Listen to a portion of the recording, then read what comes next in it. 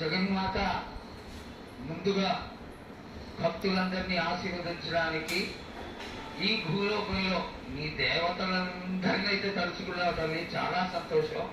అదేవిధంగా మా భూలోకంలో ఈ ప్రాంతంలో ఉన్నటువంటి పెద్దలందరూ వచ్చి నువ్వు వచ్చావు అనేటువంటి కోటి కోటి నమస్కారాలతోటి నీకు ప్రార్థన చేస్తూ ఈ యొక్క భవిష్యత్తు వాణిని తెలుసుకోవడానికి అందరూ నీ ప్రాంగణంలో నిలబడి ఉన్నారు తల్లి.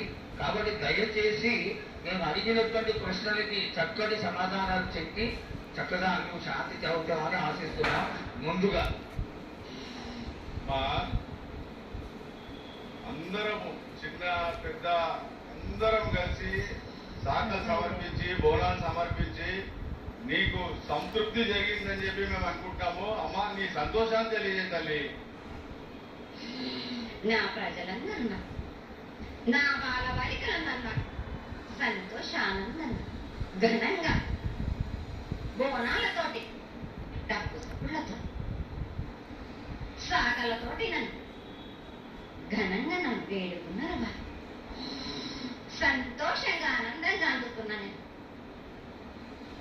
కానీ ప్రతి ఏడు మీరు ఏదో ఒక ఆటంకం చేస్తూనే ఉంటారు కదా బాబా.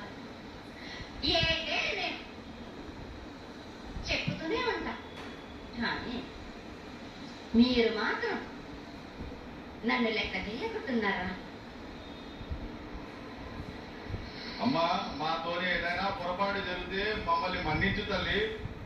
మేము నీ కోరిక ఏముందో మీరు చెప్తే మేము అది చిరవసాగిస్తాం తల్లి. ఏడేళ్ళు నా కోరిక చెప్పుతూనే ఉన్నాను, కానీ మీరు మాత్రం నెరవేర్చడం లేదు.